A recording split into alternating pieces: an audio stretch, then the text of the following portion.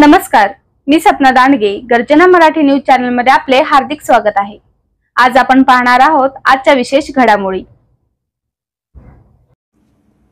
संग्रामपूर भारतीय बौद्ध महासभेच्या वतीने समता सैनिक दलाची एक दिवसीय कार्यशाळा संपन्न. संग्रामपूर तालुक्यातील डॉक्टर बाबासाहेब आंबेडकर यांच्या पदस्पर्शाने पावन झालेली भूमी पातुर्डा येथे समता सैनिक दलाचे एक दिवसीय कार्यशाळा भारतीय बौद्ध महासभा तालुका शाखावांच्या वतीने घेण्यात आले.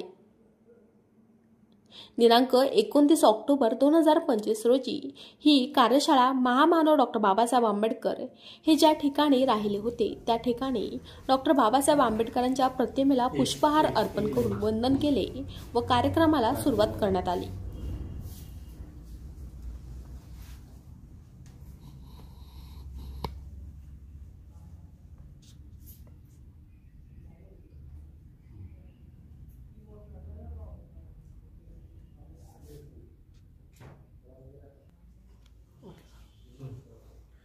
सर्वजण विश्राममध्ये राहा. ब्रेक, सावधान, ब्रेक, विश्राम, ब्रेक, सावधान. सलामी देंगे. General salute. सलामी दो. जय भीम, जय भीम, जय भीम, जय भीम. ब्रेक.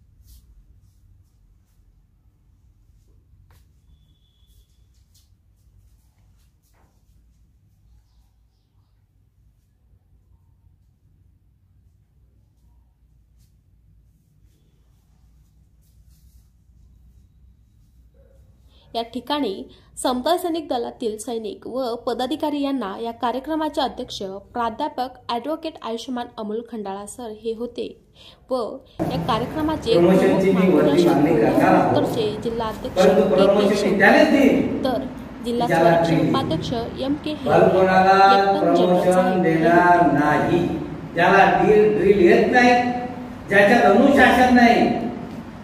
त्याला त्या ठिकाणी प्रमोशन मिळणार नाही. येणाऱ्या असलेल्या डिसेंबर महिन्यात अगोदर श्रामणेर शिबिर घेण्यात येणार आहे आणि श्रामणेर शिबिर झाल्याबरोबर दुसऱ्या तिसऱ्या दिवशी प्रमोशन शिबिर घेण्यात येणार आहे. मागणीसाठी लेटर हे पाठवण्यात येऊन राहिलेले आहे. तुमच्या तालुक्यात जेवढे इच्छुक असतील तेवढे त्या याच्यामध्ये या. तुम्हाला प्रमोशन देऊ, परंतु तुम्हाला शिस्त ड्रिल सगळं व्यवस्थित असल्याशिवाय ते भेटणार नाही. कारण तुम्हाला सांगतो मुंबईला प्रमोशन साठी मागच्या वेळेस पाठवल्यानंतर ते ड्रिल देत होते. त्याने तिथून फोन लावल्यावर काय पाठवलं हो बा तुम्ही हे तो त्याने साधं रेप राईट नाही येऊन राहिलं म्हणजे काय आहे. तुमच्याकडे लेफ्टनंट जनरल KM हेरळ गुरुजी आहेत, ज्योतिराम सरदार गुरुजी आहेत, गवई गुरुजी आहेत. ते तर BSF मधून रिटायर झालेले आहेत. तिथं म्हणजे हे साहेब आपल्या असलेल्या आर्मी मधून रिटायर आहेत आणि सरदार साहेब हे आर्मी मधून रिटायर आहेत आणि गवई साहेब सुद्धा BSF मधून रिटायर आहेत. अनुभवीचा खजाना आहे आणि सर्वोच्च पद आहे आपल्याला लेफ्टनंट जनरल, सर्वोच्च पद आहे. अशी तुम्ही घडत त्यांच्या परिवारावर एवढं अडचण आहे, त्या अडचणीवर अगोदर येऊन नव्हते राहिले साहेब. परंतु जे काही प्रसिद्धी पाहिली सरांना असं वाटलं की बा आपलं नाव टाकलं, आपण नाही गेलो ते योग्य नाही. काल त्यांच्या असलेल्या वाईचा दवाखाना करून आला. 4 ठिकाणी तिथं स्टेट म्हणजे तपासण्या झाल्या. पण फार किती आस्था आहे त्यांना, त्या संस्थेची आस्था ज्या व्यक्तीला असते की नाही ती व्यक्ती त्या ठिकाणी सर्वस्व अर्पण करून आपल्या संस्थेला वेळ देते. आता 200 सैनिक आहेत आणि 200 सैनिकातून या महिलांनी भरपूर अशी उपस्थिती दर्शवली. पुरुष आले पण जे आले ते कामाचे आणि अशा प्रकारे एक पुरुषाला 100 मनुष्य घडवतात. याच्यापुढे एक ध्यानात ठेवायला सैनिकांना आपल्याला त्या ठिकाणी कार्यक्रम असला म्हणजे त्या कार्यक्रमात आपण आपल्या समाजाची सेवाच करणार, फोटो सेशन करणार का, कुठे जाऊन 10 लोक बसणं आहे का? कुठे जाऊन आपण प्रेक्षक नाही ना, आपण शिस्तीत बिलकुल. आता जर का त्या ठिकाणी 5, 10, 50,000 लोक असतील तर 50,000 एकूण एक लाईन असली पाहिजे, दुसरी एकून एक लाईन असली पाहिजे, तिसरी मागून एक लाईन असली पाहिजे. समाजासाठी नुसतं या ठिकाणी आपल्याला असं दिसून येते की बाबासाहेब आंबेडकरांनी जे वंचित होते, जे शोषित होते, जे गरीब लोक होते त्यांना न्याय देण्यासाठी बनवलेली संघटना, फोटो सेशनसाठी नाही हो. या एकदिवसीय कार्यशाळा भारतीय बौद्ध महाशाखा तालुका अध्यक्ष आयुष्यमान प्राध्यापक अमोल खंडेराव सर यांच्या अध्यक्षतेखाली घेण्यात आली. यावेळी जिल्ह्याचे प्रमुख मार्गदर्शक जिल्हाध्यक्ष आयुष्यमान के शेगोकार सर यांची या कार्यक्रमाला प्रमुख उपस्थिती होती. तसेच या कार्यक्रमाला आयुष्यमान KM हेलोडे जिल्हा संरक्षण उपाध्यक्ष, आयुष्यमान ज्योतिराम सरदार संरक्षण सचिव, आयुष्यमान दिलीप मेंढे संस्कार उपाध्यक्ष, जिल्हा हिशेब तपासणी आयुष्यमान तुकाराम रोकडे, संग्रामपूर तालुक्याचे डिव्हिजन ऑफिसर आयुष्यमान साहेबराव भगत, भारतीय बौद्ध महासभेच्या महिला तालुका अध्यक्षा आयुष्यमान बबिता वानखडे इत्यादी मान्यवरांची उपस्थिती होती. आलेल्या सैनिकांना SSD म्हणजे काय, ती कोणी व का स्थापन झाली याबद्दल तालुका अध्यक्ष आयुष्यमान अमोल खंडेराव सरांनी मार्गदर्शन केले. पूर्वीचे अगोदरचे पण असं असूनही ते भारतीय बौद्ध महासभेच्या कायदे अंडर आहेत. ते एक संरक्षण अंग म्हणून, एक विभाग म्हणून आपल्या भारतीय बौद्ध महासभेच्या अंतर्गत कार्य करते. असं हे दल आहे. मग या दलाची स्थापना होत असताना पूर्वीच्या काळात आपल्याला परिस्थिती पाहायला भेटते की आपल्या या समाजामध्ये जे काही महिला होत्या, शूद्र होते, त्या काळात दलित होते, वंचित होते, अशा लोकांची बिकट परिस्थिती होती. मी होती शब्द जरी म्हणत असलो तरी आजही काही परिस्थिती काही बदललेली नाही. मग परिस्थिती अशी होती की आपल्याला साधे कुठलेच अधिकार सुद्धा नव्हते. मग अशा या परिस्थितीमध्ये आपण राहत होतो. स्त्रियांना घराच्या बाहेर पळायचा सुद्धा अधिकार नव्हता. आहात तिथंच गुन्ह्या गोंधळांना राहा. आणि आपली तर परिस्थिती म्हणजे अशी होती की भयानकच. मग झालं असं की आपण पाहतो की बाबासाहेबांनी एक सत्याग्रह केला. आणि तो सत्याग्रह कोणता? बाबासाहेबांनी केलेला पहिला सत्याग्रह तो म्हणजे पाण्यासाठी केलेला सत्याग्रह होता. हा केवळ पाण्यासाठी सत्याग्रह नव्हता. म्हणजे पहा, हा संपूर्ण मानव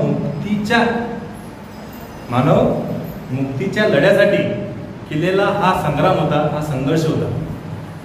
आणि हा करत असताना झालं असं की पाण्याचा सत्याग्रह हा इतिहासामध्ये 14 तळ्याचा सत्याग्रह म्हणून ओळखला जाते. बरोबर आहे. मग हे 14 तळं जे आहे, हे 14 तळं कुठं होतं? महाडमध्ये. मग महाडच्या 14 तळ्याचा पाण्याचा सत्याग्रह झाला. हा कोणत्या जिल्ह्यात झाला? रायगड जिल्ह्यात झाला. गर्जना मराठी न्यूज त्यावेळेस करता रायगड जिल्ह्याचं नाव काय होतं? आता झालं रायगड. आधी काय होतं? कुलाबा होतं. काय होतं? कुलाबा होतं. आणि या कुलाबा जिल्ह्यामध्ये महाड नावाचं जे गाव होतं, नगर परिषद होती, त्या ठिकाणी त्या नगर परिषदेनं काय केलं? एक जाहीर पत्र काढलं होतं 21 सप्टेंबर 1924 की काय झालं? हे जे पाणी आहे 14 तळ्याचं, तर हे सर्व जात धर्म पंथ लोकांसाठी काय झालेलं आहे? खुलं झालेलं आहे, मोकळं झालेलं आहे. मग याच्या मागे एक समिती काम करत होती. त्या समितीचं नाव होतं CK बोले समिती, सीताराम केशव बोले समिती. आणि या समितीच्या माध्यमातून त्या ठिकाणी त्या नगर परिषदेनं जाहीर केलं होतं की हे जे तळ आहे हे आता काय झालेलं आहे? सार्वजनिक झालेलं आहे. आता सार्वजनिक होणे म्हणजे काय? तर त्या ठिकाणी कोणत्याही जातीचा धर्माचा व्यक्ती काय होऊ शकतो? त्या ठिकाणी येऊ शकते, तिथलच्या पाण्याला स्पर्श करू शकते. ह्या सर्व गोष्टी 1924ला झाल्या, डिक्लेअर झाल्या. डिक्लेअर मग 1924ला डिक्लेअर झाल्यावर सुद्धा कुठल्याच वंचित समाजातल्या स्त्रीची, कुठल्याच दलित व्यक्तीची त्या ठिकाणी जो मांगळे मॅडम हिंमत झाली नाही की आता हे जर तळ काय झालं, फुलं झालेलं आहे, पण तरी सुद्धा कुठल्याच व्यक्तीची त्या ठिकाणी जाऊन हिंमत होत नव्हती की त्या पाण्याला स्पर्श करतो आणि ते पाणी पितो. 1924ची गोष्ट आहे, सीके पोलीस समिती. मग त्या सीताराम केशव पोलीस यांनी काय केलं तर बाबासाहेबांना एक आवाहन केलं की आपण हा जो काही सार्वजनिक तलाव आहे, या तलावावर अस्पृश्यांना हे मोकळं जरी झालं तरी सुद्धा इथं एकही अस्पृश्य व्यक्ती भटकून येत नाही, तर आपण या संदर्भात काहीतरी करावं, काहीतरी ऍक्शन घ्यावी. आणि सरतेशेवटी 1924 पासून तर 1930 6 वर्षाचा कालावधी लोटला आणि त्या ठिकाणी 19 मार्च 1927ला 30 नाही 1927 त्या ठिकाणी बाबासाहेबांनी काय एक खूप मोठी महार परिषद घेतली. आणि हे घेत असताना तिथं त्यांनी सांगितलं की आपल्याला काय करायचं आहे, चवदार तळ्याचा जो सत्याग्रह आहे तो आपल्याला करायचा आहे. आणि मग हा सत्याग्रह करत असताना सर्व ठिकाणी बातम्या पसरल्या, वार्ता केली की आता बाबासाहेब हा जो 14 तळ्याचा सत्याग्रह आहे ते करणार आहे.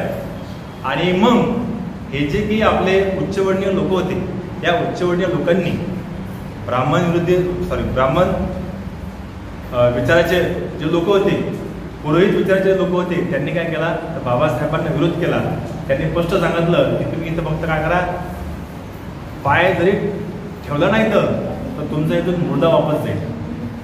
काय होणार आहे, मुर्दा वापस जाईल अशा पद्धतीच्या घोषणा त्या ठिकाणी देण्यात आल्या. अशा पद्धतीचा निषेध त्या ठिकाणी उच्चवर्णीय लोकांनी केला, बोलू नका लक्ष द्या. आणि मग झालं असं की शेवटी बाबासाहेबांनी त्या ठिकाणी जाण्याचं ठरवलं. मग हे जात असताना आपल्या मुंबईमध्ये जे रिटायर आर्मी होते, रिटायर म्हणजे ज्यांची सेवा पूर्ण झाली असे सैन्यातले जे लोक होते, त्या सैन्यातल्या लोकांना ही माहिती गेली की बाबासाहेबांना त्या ठिकाणी 14 तळ्याचा सत्याग्रह करत असताना विरोध होत आहे, त्यांच्या नावाचा निषेध केला जात आहे, आंबेडकर मुर्दाबाद अशा घोषणा दिल्या येत आहेत. आणि पाय जर ठेवला तुमचा मुर्दा का होईल, इथून जाईल, अशा पद्धतीच्या घोषणा त्या ठिकाणी होत आहेत. त्याच्यावर आपण काहीतरी केलं पाहिजे. यासाठी मग मुंबईमधल्या भायखळा हा जो विभाग होता, मिलिटरीचा जो समजा क्षेत्र होतं त्या ठिकाणचं, तिथलच्या रिटायर आर्मींनी, तिथलच्या रिटायर सैन्यांनी काय केलं तर 3 मार्चला एक बैठक लावली, बैठक लावली. आणि त्या बैठकीमध्ये संपन्न झाला, विचार झाला की आता आपण काय केलं पाहिजे, तर आता आपण बाबासाहेबांना हे जे सत्याग्रह या ठिकाणी ते करत आहेत, तर तो सत्याग्रह करत असताना आपण त्यांना संरक्षण दिलं पाहिजे. आपण काय केलं पाहिजे, त्यांची सुरक्षा केली पाहिजे, त्यांची रक्षा केली पाहिजे. आणि मग या मिलिटरीवाल्या लोकांनी काय केलं, बाबासाहेबांचा नावाचा जयघोष केला, बोला डॉक्टर बाबासाहेब आंबेडकर की जय. आणि असा जयघोष झाल्यानंतर त्या ठिकाणी त्यांनी ठरवलं की आता आजपासून आपण काय करू, आंबेडकर सेवक संघ किंवा भीम समता संघ अशा दलाची काय करू स्थापना करू, अशा दलाची काय करू स्थापना करू. अशी प्राथमिक स्वरूपात बैठक लागली. कधी 3 मार्च 1927ला, 3 मार्च 1927. आणि नंतर प्रत्यक्ष त्यावेळेस ते गेले कुठं, बाबासाहेबांनी जेव्हा 14 तळ्याचा सत्याग्रह केला 20 मार्चला, तर त्यावेळेस त्या ठिकाणी हे सर्व जे रिटायर आर्मी आहे, हे रिटायर आर्मी त्या सत्याग्रहामध्ये सहभागी झाले. आणि बाबासाहेबांना काय केलं, त्यांनी प्रोटेक्शन दिलं.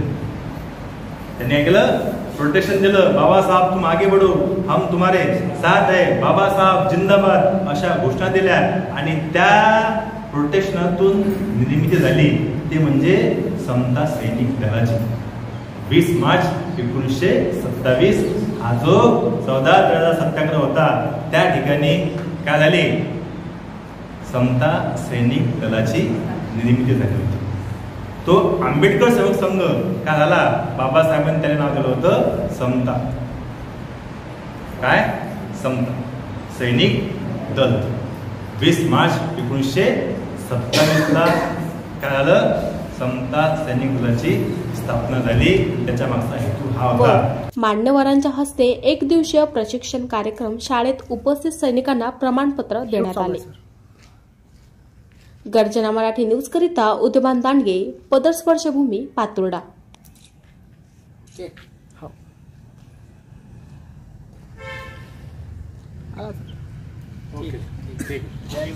पुरुष मंडळ घ्या, ते पुढच्याला अध्यक्ष नाही